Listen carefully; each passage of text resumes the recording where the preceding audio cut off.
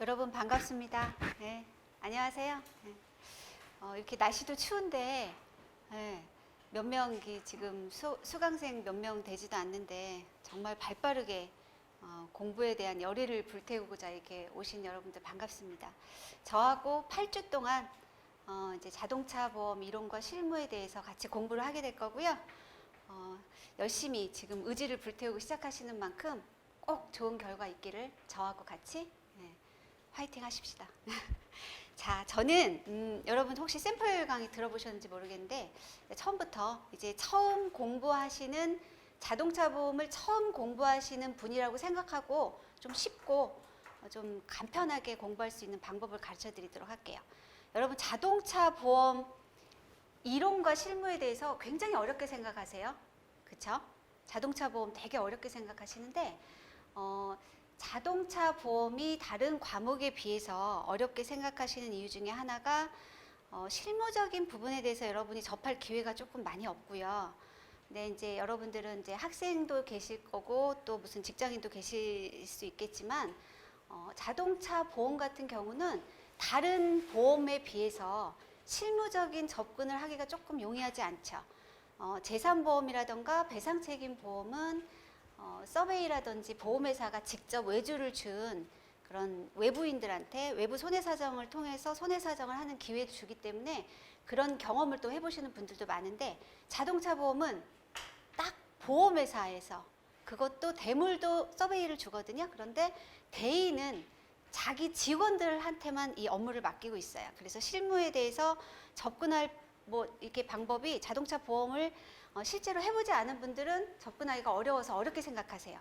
그런데 그렇게 어렵게 생각하실 필요는 없어요. 여러분 자동차 보험 실무를 하는 대인 보상 직원들도 사실은 이론적인 부분을 여러분처럼 손사를 공부하지 않고 실무하시는 분들은 이론적인 바탕이 그렇게 많지는 않으신 분들도 많고요. 실무 또한 굉장히 어려운 부분이 있죠.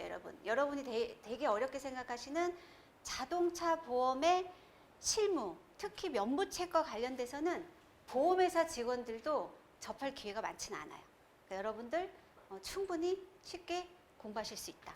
자, 우리는 자동차 보험 이론을 먼저 배울 거고요. 그 다음에 실무를 배울 거예요. 이론적인 부분을 여러분 교재 보셨죠? 교재 보시면 제가 교재의 양이 굉장히 작년 교재는 조금 두껍긴 하고 어떤 다른 학원 같은 경우 또 얇은 책도 있고 한데 지금 한 300페이지 정도 되거든요. 그래서 1주차에 한 37페이지 정도, 37페이지나 40페이지 정도 나갈 거예요. 그런데 그 중에는 이제 실무적인 부분에 대한 내용이 별로 없어서 진도가 빨리 나가는 것도 있고 어떤 건 좀 길게 늘어지는 것도 있어요. 그래서 좀 조절을 해가지고 제가 강의를 할 건데 이론적인 부분에 대해서는 이제 이 자동차 보험이 어디에 있는 법이고 이 자동차 보험과 관련된 그 다음에 이 자동차 보험을 적용하는 법, 면부책을 판단하는 법 이런 거에 대해서 일단 배우고 나서 거기에서 이제 지급 기준을 배울 거죠. 자,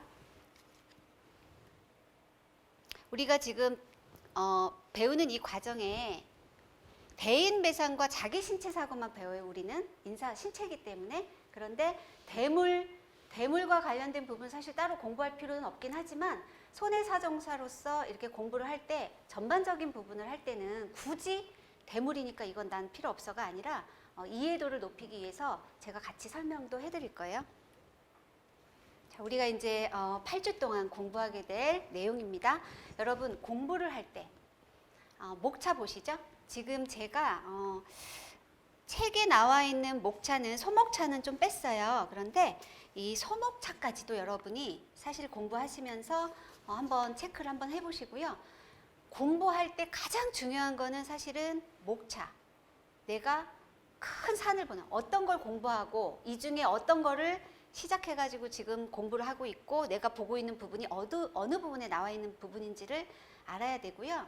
여러분 논문을 쓰시거나 공부를 하실 때 보면 목차를 어떻게 정하느냐가 그 논문을 완성하는데 50% 먹고 들어간다 그러거든요. 그래서 시험을 치르는 입장에서 약술이든 논술이든 내가 딱 문제가 던져졌을 때 이거를 어떤 방식으로 풀을 것이냐를 내가 목차를 먼저 정하는 연습이 필요한데, 이거는 사실은 이 목차를 보고 학습을 쭉 해서 이론적인 게 바탕이 되면 그거를 만들어내는 게 좀 쉬워져요. 자, 1주차 때는 저희가 배상 책임 및 자동차 보험의 기본 개요에 대해서 할 거예요. 지금 이번 시간. 그래서 지금 제가 막 이렇게 이런저런 얘기를 하는 건 사실 인트로에 불과하죠. 처음 어떻게 시작할 건지를 제가 큰 산을 그냥 말씀드리는 거예요. 그 다음에 자동차 사고에 대한 법령, 법에 대해서 기본적으로 배우고, 자동차 손해배상 보장법은 자동차 보험 이론과 실무를 공부한 학생들한테는 제일 중요한 거예요. 저가 이 책을 쓸 때 보면, 지금 목차 한번 보시면 알겠지만 자동차 손해배상 보장법 순서대로 일단 쭉 자배법을 좀 썼고요. 이 내용이 거의 주다. 면부책과 관련해서 가장 많이 중요시하는 것이 자배법이다. 그래서 자배법의 정의에 대해서 배우도록 할 거예요. 여러분, 자동차 사고에 관한 법령은 우리가 이제 민법, 잘 안 보이나요?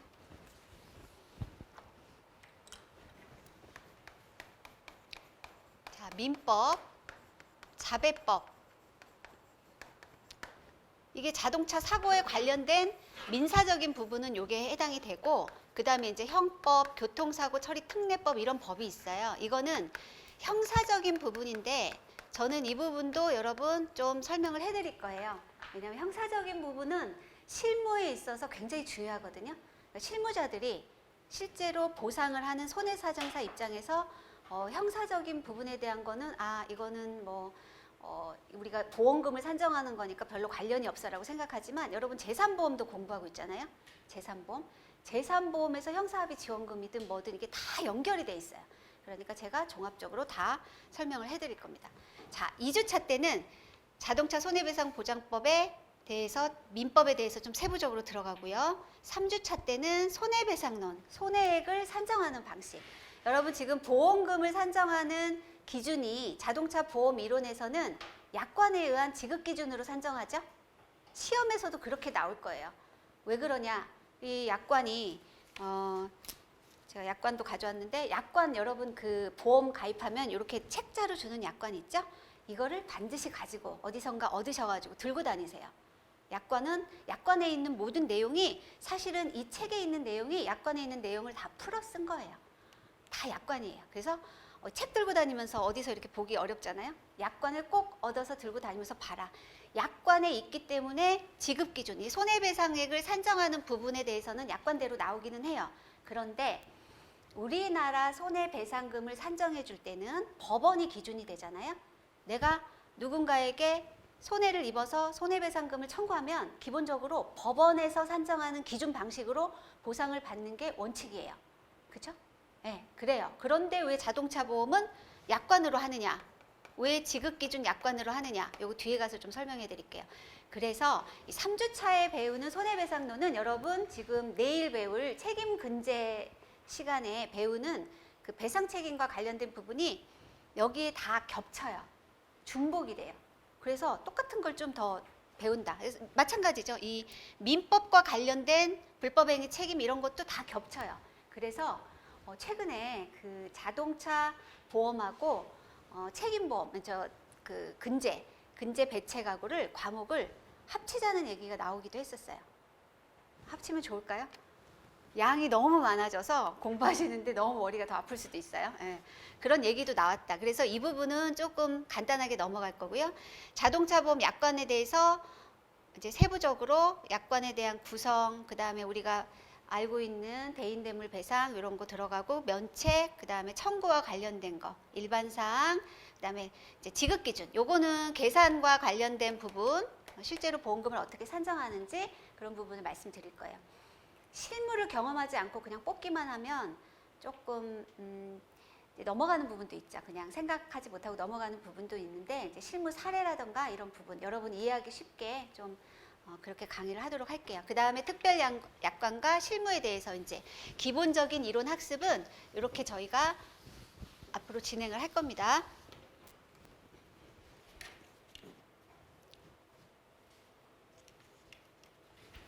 공부를 지금 손해사정사를 시험을 보신 분도 있고 2차를 안 보신 분들도 있을 거예요. 그런데 어쨌든 가르쳐 주시는 선생님의 성향에 따라서 목차가 많이 달라요. 여러분이 혹시 관심 있게 보시면 작년도 교재하고 올해 교재하고 이렇게 목차를 보면 목차를 풀어나가는 방식이 좀 달라요.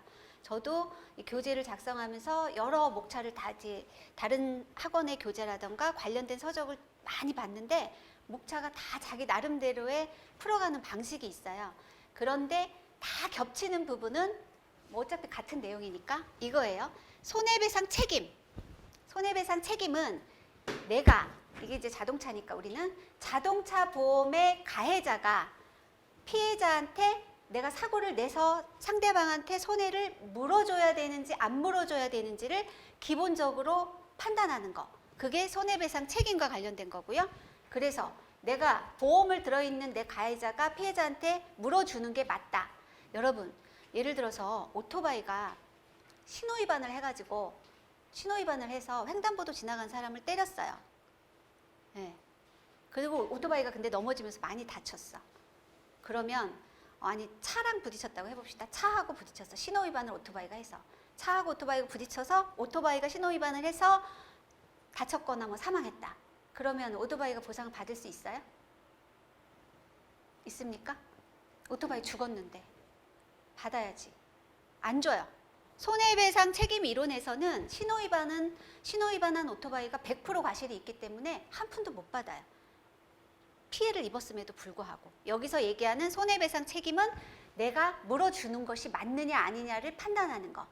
그리고 나서 물어주는 게 맞다면 내가 보험을 들어있잖아요. 자동차 보험이 들어있는 이 보험에서 피해자한테 보상을 해주잖아요.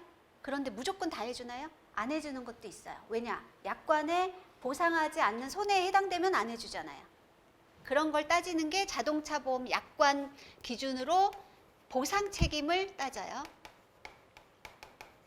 그리고 나서 보험회사 약관에 의해서 물어주는 게 맞다라고 하면 그 사람에게, 다친 사람, 사망한 사람에게 얼마를 물어줘야 될 거냐, 얼마를 물어줘야 될 거냐를 판단하는 것이 이제 지급기준, 세부적인 지불 내역에 대해서 이제 공부하는 거예요. 세부 지급 사항에 대해서 사례, 계산 문제 이런 게 나오는 거예요. 이게 이제 우리가 배워야 할 내용이에요. 네. 지금 자꾸 산을 제가 보여드리고 있어요. 앞으로 우리가 공부할 거. 자, 배상 책임의 면부책. 여러분 사례 문제 중에서 지금 작년 시험은 제가 보니까 굉장히 쉽게 나왔어요. 그죠?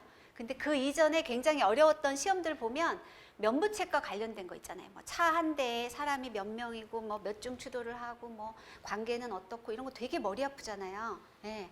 그게 사실은 어렵게 시험 문제 내려고 하면 막 낼 수 있는 문제예요. 배상 책임의 이 면부책에 대해서는 공부를 안 할래 안 할 수가 없어요. 왜냐? 약술 아니면 저 계산 문제로 40점, 면부책으로 뭐 40점, 25점, 뭐 30점 이렇게 나오기 때문에 절대 포기할 수 없죠. 작년처럼 쉽게 나왔다 하더라도 공부를 안 할 수는 없는 거예요. 자, 그래서 공부를 하는데 배상 책임 면부책은 여기 얘기한 손해배상 책임이 있느냐 없느냐를 따지는 부분. 그 다음에 이 부분은 이제 약관에 의해서 보상을 해주느냐 안 해주냐의 문제인데 이거는 보험회사에서 만든 책자에 나와 있는 목차를 제가 다 따온 거예요. 그러니까 보험회사에서도 직원들을 교육시킬 때 사실 여러분이 자동차 보험 이론과 실무를 공부할 때 제일 좋은 거는 보험회사가 만든 실무참고서를 공부하면 되거든요. 근데 지금은 보험회사가 실무참고서를 안 만들어요. 만들어봐야 다 다른 사람 가져가고 요즘은 전산이 잘 돼 있기 때문에 전산으로 내부 매뉴얼을 다 주는 거예요. 그래서 저도 가지고 있는 최근 책자가 2012년 실무참고서밖에 없어요. 그래서 실무참고서를 보면 좋은데 없잖아요. 그런데 여기서 이제 지금 여기 학원에 왔으니까 배상책임 면부책 무단운전 절취운전 이거 굉장히 중요하죠. 여러분 공부를 해보신 분들은 이거 되게 어렵게 생각하고 중요하다는 거 아실 거예요. 무단운전 절취운전 그 다음에 렌터카 사고, 양도양수, 뭐 취급업자 사고, 운행이냐 아니냐.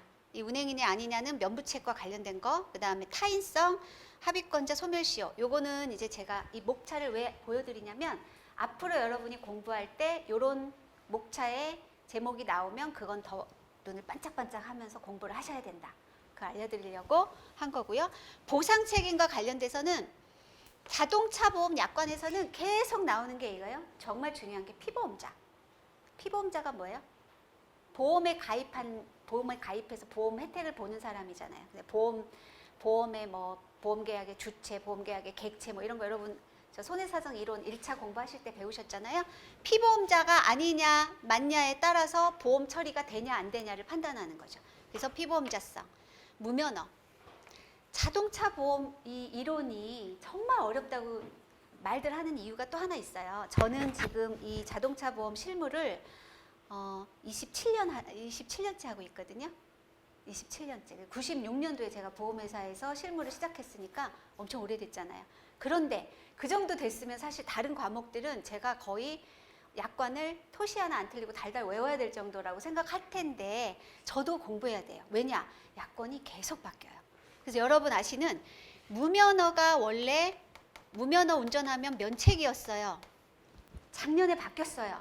무면허 운전을 해도 면책이 아닌 걸로 바뀌었어요. 그럼 공부 안 하는 오래된 경력의 손해사정사도 공부 안 하면 못 따라가는 거예요.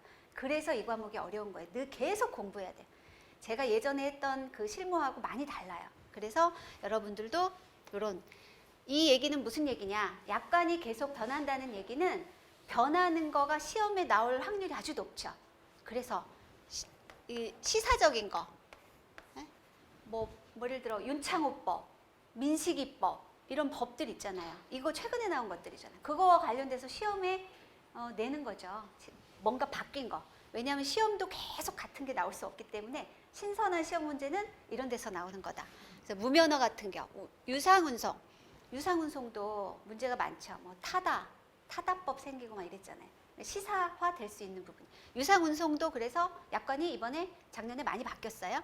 업무상재해, 뭐 무보험차 상해가 되냐 안 되냐, 자기 신체 사고, 뭐 과실, 운전 한정 특약. 이거 보험회사는 사실은 보상과 관련해서 면부책이 정말 많이 되는 거, 일반적으로 되는 거, 요거 많이 해당되거든요. 운전 한정 특약. 그런데도 이 부분을 좀 놓치고 넘어가는 경우도 있을 수 있어요. 자, 그 다음에 요 보상 책임을 지는데 실제로 보상을 해줄 때 인과관계 여부가 있느냐, 뭐냐, 여러분 의료 자문 뭐 이런 거 들어보셨죠? 신체 감정, 의료 자문 들어보셨죠? 보험회사가 다친 피해자를 보상해 줄 때 약관에 의해서 뭐 이렇게 딱 결정돼서 이것만 주는 게 아니고 여러분들이 지금 앞 시간에 배운 의학이론 있잖아요. 의학이론에서 상해, 질병 배우잖아요. 그 상해 질병과 관련된 것이 실제로 보상 실무에서 굉장히 중요하게 나와요. 저는 제가 시험을 내는 출제위원이라고 하면 이 의료적인 부분하고 실무적인 부분을 접목해가지고 의학과 자보를 실무한 문제를 내면 공부를 많이 했거나 실무 경험이 있는 사람은 잘 쓸 것 같거든요. 그런 문제를 낼 것 같아요. 근데 그런 걸 대비하는 거죠. 허를 찔리지 않도록.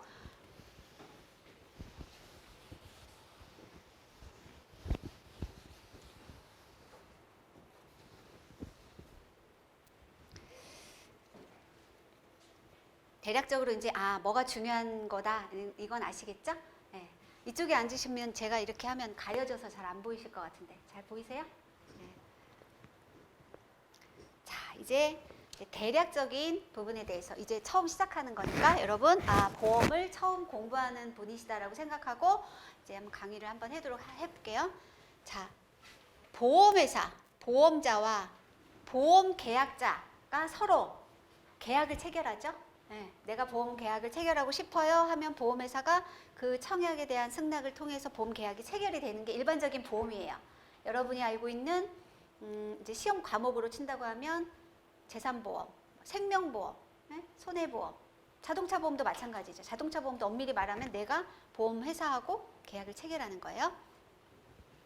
이건 이제 전반적인 보험에 대한 이해를 말씀드리는 거예요. 자, 손해사정 이론에 이거 나오죠? 약관. 우리 자동차 보험도 약관의 기본 이론은 요거 다 따르는 거예요. 약관이 뭐예요? 약관이 보험회사가 만든 그 계약의 내용을 보험 계약자가 따르는 뭐 부합계약성이다. 이 계약을 내가 체결하고 싶으면 따라가는 계약이다. 해서 약관에 의해서 보험계약을 체결해요. 그래서 재산보험이나 이런 거는 여러분 공부하는데 재산보험은 굉장히 많죠. 내용이. 약관이 굉장히 다양하기 때문에 여러분들 약관 다 들여다봐야 돼서 많은 거예요. 이 약관이 왜 중요하냐? 너와 나의 약속이기 때문에 이 약관의 내용대로만 보상해 주는 거예요. 뇌출혈로 1,000만 원을 주기로 했다.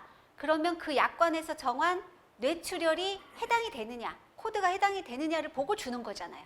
뇌출혈은 뇌출혈이지만 코드가 애매해서 뭐 뇌경색인지 뭔지 모르겠다 뭐 해서 코드가 원래 약관에서 정한 게 아니다. 그럼 안 주는 거잖아요.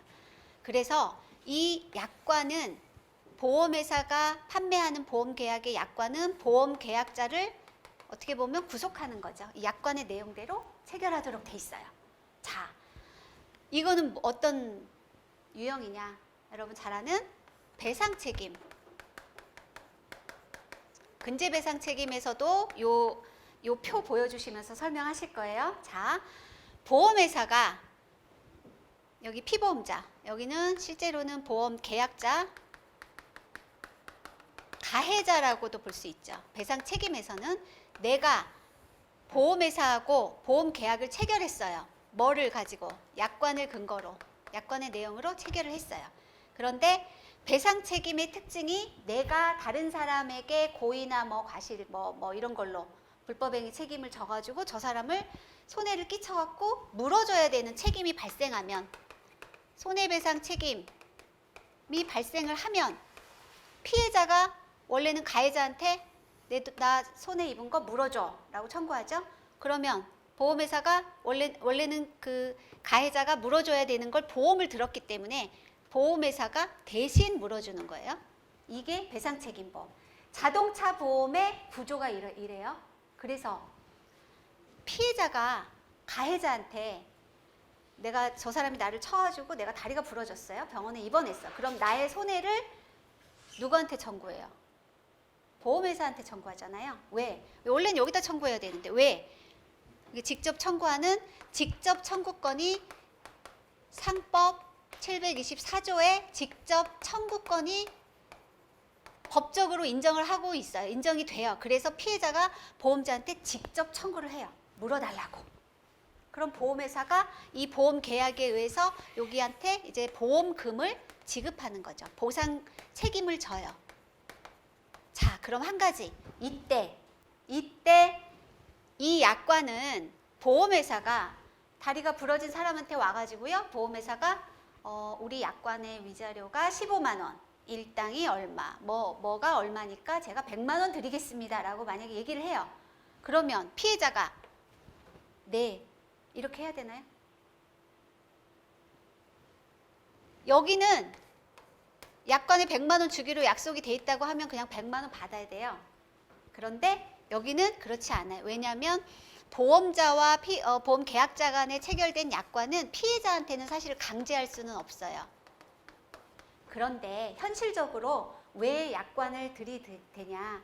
현실적으로 이 자동차 모든 사고가 전부 다 이 사람이 이대로 하지 않으면 소송해야 되거든요.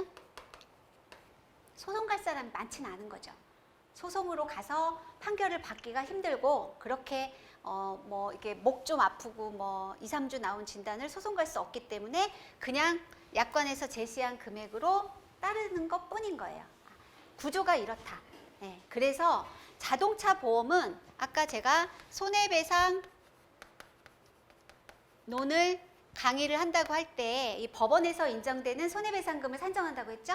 그것도 알아야 되고 지급 기준도 알아야 되는 거예요. 그래서 요 두 개를 비교해가지고 요 부분은 여러분 근제 배책으로 이해하시면 되겠고 요건 자동차 보험으로 추가로 배우시면 되겠어요.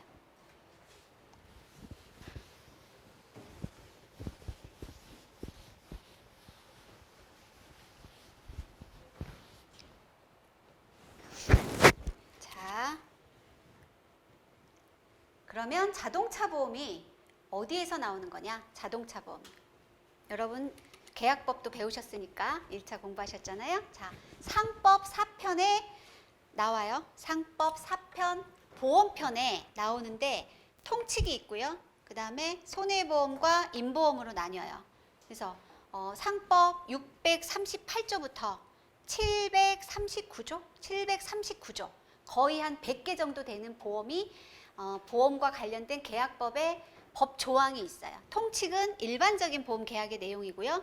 손해보험은 화재, 운송, 해상, 적하, 책임, 자동차, 보증보험 이렇게 나뉘어요. 절로. 그런데 여기서 얘기하는 책임보험이 앞서 얘기한 제가 배상책임 아까 이렇게 삼각형 구조로 나오는 책임보험이에요. 그래서 책임보험이 보험 가입자, 보험자는 자기 피보험자가 제3자한테 손해를 끼치면 그 끼친 거에 대한 손해배상을 보험자가 해준다. 그것이 책임보험의 정의예요.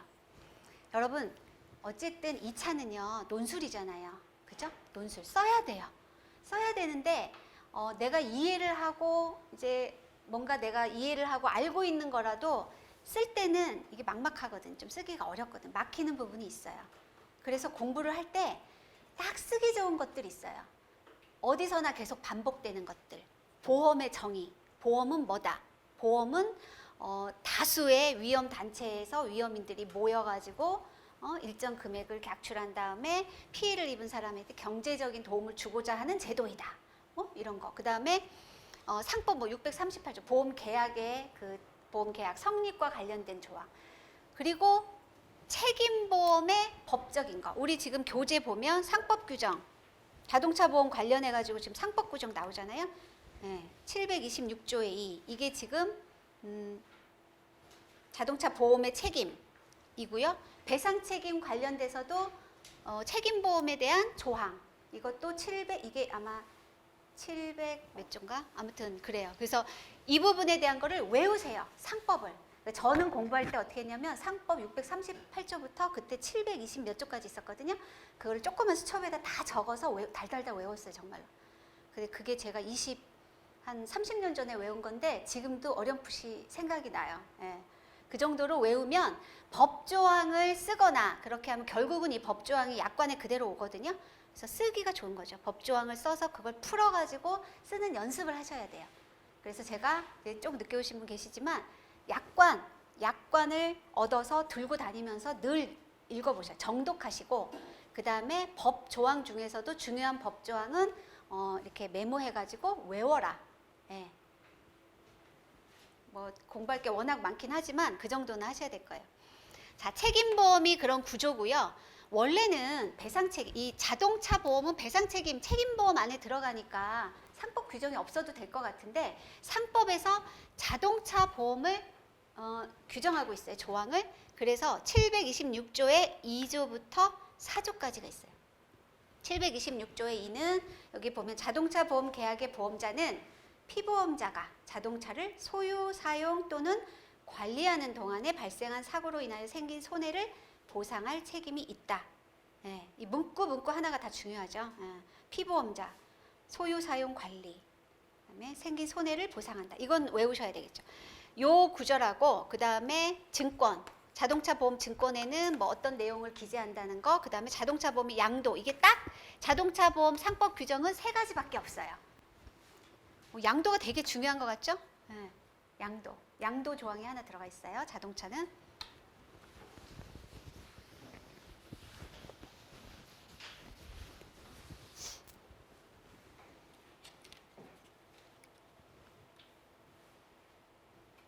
자, 이제부터 이제 자동차 보험에 대해서 배워봅시다. 자동차 보험은 손해보험이 원래 그래요. 손해보험이 실손보상의 원칙이에요. 원상회복의 원칙이고 이중이득 금지의 원칙이에요. 이게 손해보험의 가장 기본이에요. 그냥 이것만 알고 이것만 풀어도 약술로 뭐 자동차와 관련된 아니면 배상책임과 관련 손해보험 상품에 대해서 하면 쓸 수 있어요. 실손보상의 원칙이 뭐냐면 가장 근간이 되는 거는 원상회복이에요. 차가 100만 원짜리가 망가졌어. 그러면 100만 원짜리가 망가졌는데 고치는데 30만 원이 들어요. 그럼 얼마 물어주면 돼요? 그냥 30만 원 물어서 그냥 원래대로 원상회복하면 돼요. 100만 원짜리 차가 망가졌는데 지금 제가 차로 예시를 드는 거는 사람은 얼마라고 얘기하기가 좀 뭐하니까 100만 원짜리 차인데 수리비가 120만 원이 들어요. 그럼 어떻게 보상해 줄까요? 대물에서. 내 차가 망가졌어. 근데 내 차가 시세가 100만 원이에요. 근데 수리비가 120만 원이에요. 그러면 이 물건을 사는데 100만 원 주고 살 수 있으면 고치는데 120만 원 들으면 실손 보상의 원칙이니까 딱 100만 원만 보상해 주면 되는 거예요. 근데 이제 물론 뭐 여러 가지 다른 게 있지만 그래서 견적이 뭐 200이 나왔어도 100만 주는 거예요. 차 가격이 100이면. 이런 식으로 실손 보상의 원칙이에요. 그래서 사람이 다친 경우는 어떻게 해? 사람이 팔이 부러졌어. 그러면 팔이 부러지기 전의 상태로 예쁜 상태로 다시 뼈가 붙을 때까지 치료해주고 그동안 일 못한 거 주고 아우 팔 부러져서 정신적으로 손해본 거 보상해주고 이런 게 원상회복 실손 보상의 원칙이다. 이렇게 해석하면 되겠고요. 자, 이게 지금 자동차 보험 계약의 상법 규정이죠. 피보험자가. 그래서 아까 면부책 관련해서 피보험자성이 중요하다고 그랬어요. 피보험자가 맞냐 아니냐를 가지고도 많이 다투는 부분이 있어요. 자동차를 소유, 사용, 관리 요거에 대해서도 또 여러 가지 또 의견이 있을 수 있어요. 문구 하나하나 여러분이 이제 공부하셔야 되는 거예요. 발생한 사고로 인하여, 여기 인하여라는 부분은 사고는 났지만 그 사고 때문에 그런 것이 아니면 안 준다. 그게 인하여는 상당 인과관계가 있어야 되는 사고로 피보험자에게 생긴 왜 여기는 피해자에게 생긴 손해라고 안 했냐? 왜냐면 보험 계약은 나하고 보험회사하고 피보험자의 문제지 피해자는 상관이 없기 때문에 이게 다만 직접 청구권에 의해서 피해자한테 돈을 줄 뿐인 것이죠. 생긴 손해를 보험자가 보상할 것을 약정하는 보험계약이다. 자, 이건 뭐예요? 내가 보험에 가입한 내가 누군가를 다치게 했거나 망가뜨렸거나 어떤 손해를 끼쳤을 때 하는 거잖아요. 이게 바로 배상 책임이죠. 여러분 이제 공부하시니까 배상 책임에 뭐 있어요? 담보에? 대인 대물. 그죠? 대인 대물. 대인 원투 그 다음에 대물이 있어요.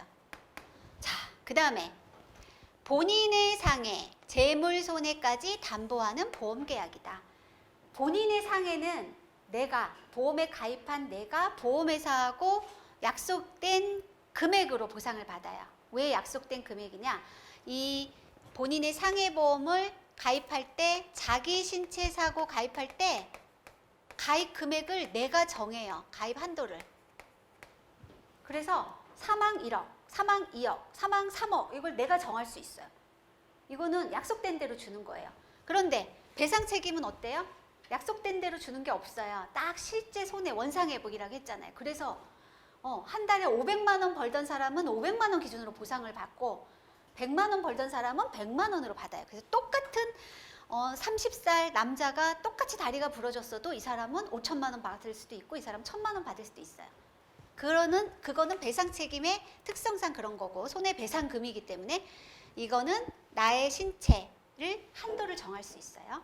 그렇고 재물손해는 내 차손해예요. 자차손해. 자차손해도 이게 시세로 따지지 않아요. 아까 여기 대물은 이 차 시세가 얼마야? 그래서 중고 시세를 확인을 한 다음에 보상을 해주거든요. 근데 자차는 안 그래요.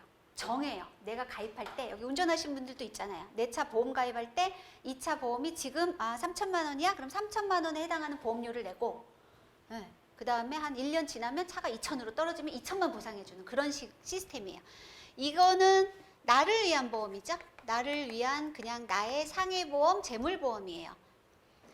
이게 모여서 자 나를 위한 보험과 배상책임 보험 두 개를 모아서 자동차 종합보험, 즉 이게 패키지 보험이 되는 거예요. 자동차 보험 상품은 배상 책임과 나를 위한 상해보험과 재물손해를 이렇게 묶은 보험이에요. 여러분 개인적으로 가입하는 보험 중에 상품 판매, 이제 재산보험 공부할 때 보면 무슨 종합보험 이런 거 있어요. 거기 보면 뭐 형사합의 지원금 해주는 거, 상해보험 해주는 거, 질병보험 해주는 거 다 묶어가지고 파는 거거든요. 자동차 보험이 그런 성격이다. 이렇게 보시면 되겠어요. 자, 그러면 이러한 자동차 보험은 어떤 역할을 하느냐? 이런 거는 사실은 저 객관식에서 1, 2, 3 해가지고 이렇게 체크하는 문제로 나올 것 같은데 이거 주관식으로 기출 나왔던 문제죠. 이런 식으로 낼 수 있어요. 자, 자동차 보험이 무슨 역할을 해? 뭐를 무슨 기능을 해? 그럼 딱 생각해 봤을 때 당연히 자동차 보험이 피보험자의 경제적인 이익을 보호하는 역할을 하죠. 뭐냐? 내가 보험에 들어서 사고를 내면 내가 물어줘야 될 돈을 보험회사가 대신 물어주니까. 그래서 피보험자의 경제적 안정을 유지해준다. 여기에 한 가지 플러스를 하면 자동차 보험을 가입을 하면 형사적인 처벌을 면해주잖아요.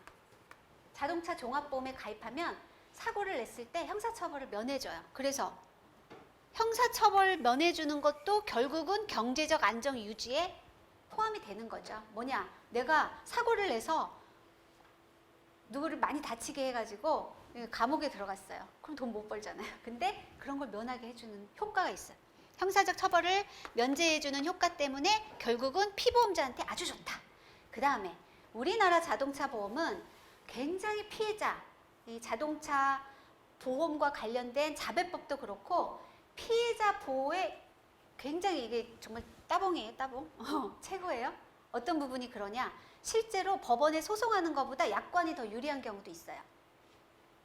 그래서 상품 중에서도 그런 상품들도 있어요. 이제 뒤로 가면서 설명을 해드릴게요. 그래서 우리나라 자동차 보험은 정말 좋다. 피해자 보호 입장에서 매우 좋다. 자, 그 첫 번째로 의무가입 있어요. 이제 여기는 제가 지금 안 써놨는데 약관의 상품 구성 중에서도 피해자 보호 상품들이 있어요. 만들어 놓고 보험회사가 그 상품을 만들어 놓고 엄청 후회할 만한 상품들, 피해자로서는 굉장히 좋은 상품들, 예를 들어 뭐 무보험 상해라던가 타차운전 특약이라던가 그 다음에 뭐 과실상계 규정이라던가 이런 것들은 뒤에 가서 다시 설명해 드릴게요. 자, 약관 상품이 있고, 자, 의무가입이에요. 책임보험 무조건 가입해야 되죠. 자동차 책임보험. 가입 안 하면 어떻게 되게요? 과태료 내야 돼요. 책임보험 가입 안 하면은요, 과태료를 내는데 하루에 한 만 원 정도 해서 최고 60만 원까지 돼요, 승용차는. 그 다음에 영업용 차량은 뭐 한 130만 원까지도 내고 이래요. 책임보험 가입 안 하면. 근데 책임보험 가입 안 한 걸 걸리면 과태료만 내죠? 책임보험 가입 안 한 상태로 사고를 내면 1,000만 원 이하의 벌금이나 1년 이하의 징역 선고될 수도 있어요. 형사적인 처벌도 받아요. 그러니까 책임보험은 강제보험이다. 의무적으로 가입해야 한다. 그래서 피해자 보호다. 그러면 이렇게 생각하는 분들도 있을 수 있어요. 보험회사는 주식회사잖아요. 주주의 이익을 위한 주식회사예요. 보험회사가 보험을 받아서 이익을 내면 나중에 주주한테 배당해주는 회사예요. 그러면 전 국민, 우리나라 지금 차가 등록 대수가 몇 대냐? 2천만 대가 넘어요. 2천만 대. 지금 우리 인구가 5천만이니까 애들하고 뭐 애들 빼고 뭐 누구 빼고 하면 인당 한 2대씩 갖고 있는 사람도 있어요. 무슨 회사 차도 있겠고 개인 차도 있겠고. 2천만 대 이상의 차량이 전부 다 책임보험을 가입하면 와, 사고가 그렇게 많이 나는 건 아닐 건데 보험회사 이득 아니야? 이렇게 생각하실 수 있죠? 그럴 수도 있잖아요. 반대로 얘기하면 어떤 부분도 있냐면 스포츠카 여러분 스포츠카 꿈의 스포츠카 있지 뭐 페라리 같은 거 너무 좋겠죠? 그런 거 보험 잘 가입 안 시켜줘요. 왜냐하면 사고가 나면 엄청 손해가 크고 위험하잖아요. 이런 스포츠카 같은 경우는 보험회사가 나 받기 싫어. 나는 당신 차를 보험 받고 싶지 않아요. 분명히 할 수 있잖아요. 개인 회사니까. 하지만 의무 가입이기 때문에 보험회사가 정말 받고 싶지 않은 보험 계약도 받아줘야 되는 거예요. 공동 인수를 통해서. 그래서 불량 물건이라고 하거든요. 사고가 많이 나거나 사고가 났을 때 손해율이 엄청 높을 만한 그런 물건들을 의무적으로 가입시켜줘야 돼. 공동인수. 공동인수라는 건 뭐냐면 보험회사가 만약에 내가 A 보험사에 가입하고 싶다. 그럼 A가 거절한다. 그러면 B도 거절한다 이러면 공동인수, 손해보험협회의 공동인수 A, B, C, D, E, F, G 한 10몇 개 회사가 공동으로 보험금이 나가면 나눠서 부담하는 방식으로 보험 계약을 체결하는 것이다. 자, 그 다음에 자동차 사고의 예방적 역할을 한다. 자동차 사고가 예방적인 역할을 어떤 부분에서 하느냐. 여러분 자동차 보험을 가입해서 사고가 나면요. 정말 무서워하는 게 뭐냐면 사고 나면 사람들이 고민하는 게 이거예요. 아, 내가 이걸 할증이 많이 될 것 같은데 보험 처리를 해야 돼 말아야 돼. 뭐 이런 거 고민하는 분들도 있어요. 그만큼 할증제도, 자동차 보험 할증이라는 것이 가입자로 하여금, 운전하는 사람으로 하여금 사고 예방 효과가 굉장히 좋다. 또 어떤 게 있냐면 이거는 사고를 냈을 때 할증, 사고 할증이고요. 여러분 사고 내지 않았을 때도 어떤 경우 있냐. 그냥 내가 가다가 여기 요즘은 저 신호위반 그 카메라 많잖아요. 신호위반 걸렸어. 날라왔어. 딱지 끊었어요. 그리고 또 걸렸어. 한 2회 이상 되면 10% 20%씩 할증이 붙어요. 사고가 안 났어도. 네. 그러면 궁금하죠. 내가 경찰서에 딱지 끄는 걸 보험회사가 어떻게 알아가지고 나의 보험료를 할증을 시키지? 라고 생각하는데 법에 나와 있어요. 보험개발원에서는 이 경찰청의 그 형사적인 이 딱지 끄는 거 위반 사항에 대해서 정보를 다 공유하도록 돼 있어요. 그래서 여러분 자동차 보험료 뽑을 때 주민번호 딱 치면 자기 그 위반 사항이 보험료에 쫙 반영돼서 나와요. 그래서 보험료가 사고, 교통법규 위반, 경력 요율, 사고 아니고 교통법규 위반, 경력 요율로 할증이 돼요. 사고가 없어도 내가 평소에 운전을 좀 싸납게 하고 다닌다. 그러면 보험료가 오르는 거예요. 이런 효과를 통해서 사고의 예방적 효과가 이루어진다.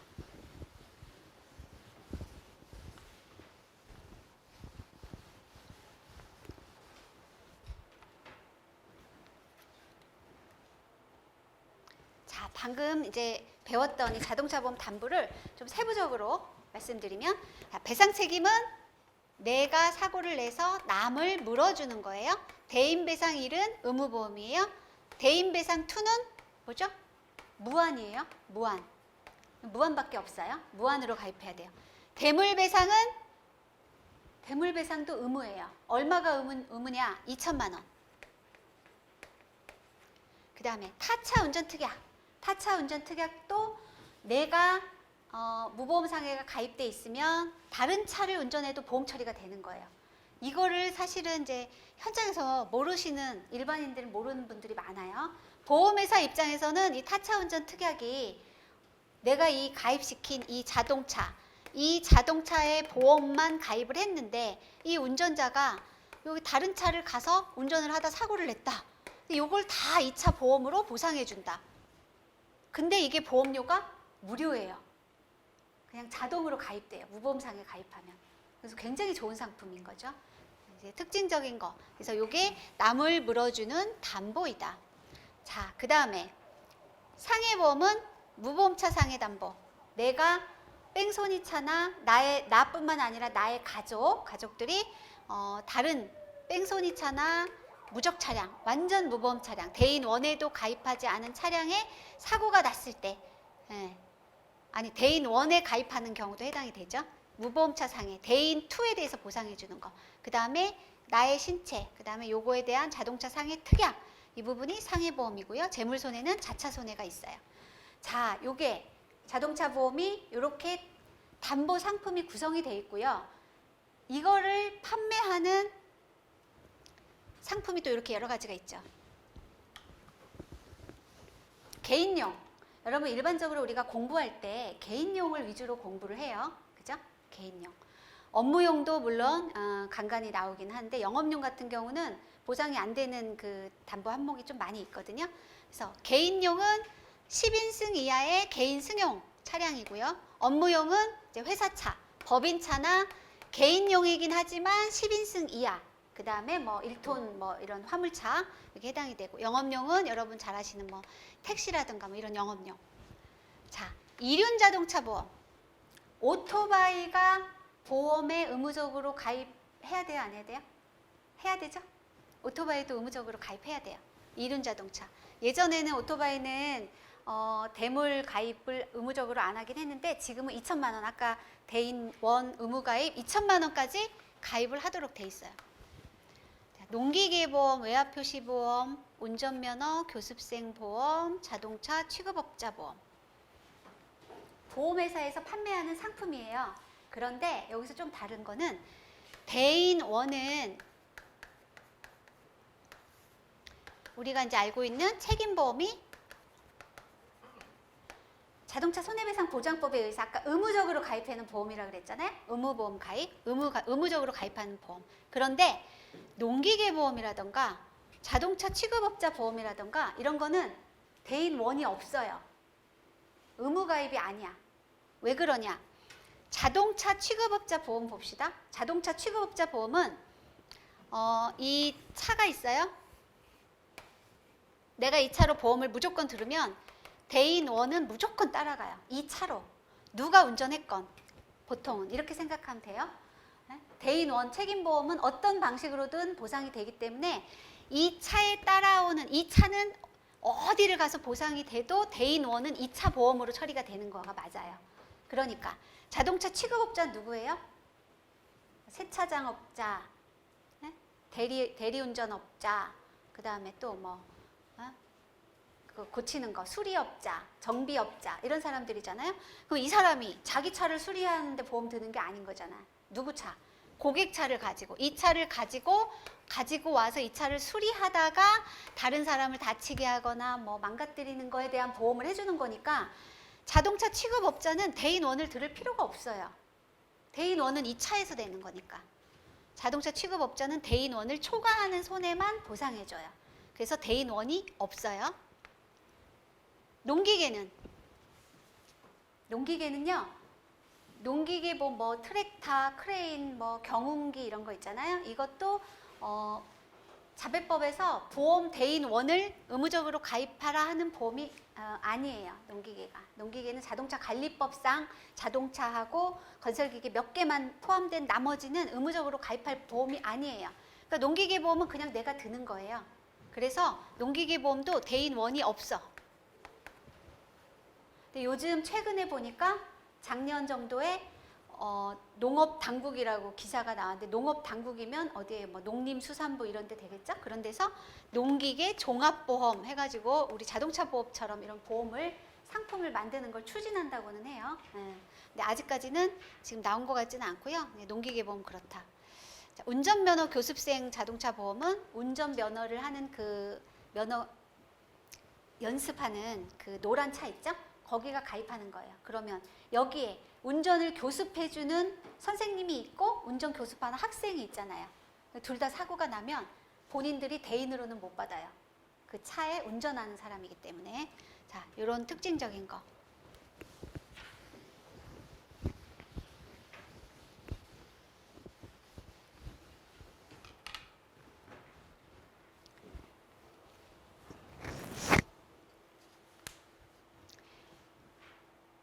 제가 이제 말씀 하나 드린 것 중에 대물 배상이 의무잖아요. 의무. 여러분이 알기로는 제가 금방 이 차로 인한 모든 사고는 대인 원은 무조건 따라간다 그랬어요. 무조건. 이게 의무보험, 책임보험이기 때문에 그렇다고 했어요. 인사사고 대인원은 무조건 이 차로 따라가. 누가 운전을 해도. 제가 예전에 뭐 이런 사례 같은 걸 좀 얘기해야 또 눈도 번쩍 뜨이니까 제가 예전에 보험회사에서 보상을 했을 때 실제 있었던 일이에요. 저기 어디 그 부안 있잖아요. 김제 부안, 그 전라도 부안에 채석강이라고 이렇게 경치 좋은 데가 있어요. 거기서 관광버스가 이렇게 와가지고 구경을 막 하고 있다가 할머니 할아버지들이 이제 출발하기 전에 내려가지고 전부 이렇게 아이스크림을 하나씩 드시면서 도란도란 얘기를 하고 계셨어요. 근데 어떤 차 한 대가 쓱 나오더니 그 차 그때가 98년도인가 그랬거든요. IMF 때. 서울에서 내려온 어떤 분이 사업이 다 망하고 마지막으로 채석강을 구경한 다음에 바다에 빠지려고 내려오신 분이에요. 그래가지고 그분이 이거 자기 혼자 가기가 그러니까 그 어르신들을 전부 밀었어요, 차로. 그래가지고 뭐 굉장히 여러 명 돌아가시고 여러 명 많이 다치셨어요. 근데 고의잖아요, 고의. 그런데도 보험회사에서 책임보험을 다 보상해줘요. 이 차로 사고가 난 거는 우리가 지금 여기 약관에 보면 고의는 면책이라고 하지만 실제로는 고의도 보상해주고 구상하는 것으로 해요. 실무적으로도 다. 그래서 대인원은 어떤 경우라도 이 차를 따라가는 거다. 이거 안 잊어버리겠죠? 사례 들었으니까. 그 다음에 대물도 의무보험이에요. 아까 2천만 원까지. 그러면 여기 대물도 무조건 이 차로 사고 나면 대물 보상이 될까요? 그래서 이게 좀 헷갈려 하시는 부분이에요. 여러분이 신체하고 재물을 따로 공부하니까 이걸 안 하니까 모르는데 실제로 현장에서는 이런 거 묻는 경우가 되게 많거든요. 근데 이걸 모르면 좀 그렇지. 실제로는 대물은요, 가입은 의무인데 보상은 의무가 아니에요. 그래서 이 차가 면책사유에 해당된 보상 안 해줘요. 그래서 오토바이가, 이륜 자동차 오토바이가 대인 대물을 전부 다 의무적으로 가입하잖아요. 근데 사고를 내면 오토바이는 면허가 없는 애도 운전하고 그냥 막 서 있으니까 아무나 타고 가서 운전하고 이래요. 그런 경우에도 대인원은 다 보상이 되지만 대물은 이 차가 뭐 연령이 걸리거나 가족 특약이 되거나 이런 조건에 의해서 보상 처리가 안 될 수도 있다. 이렇게 생각하시면 되겠어요.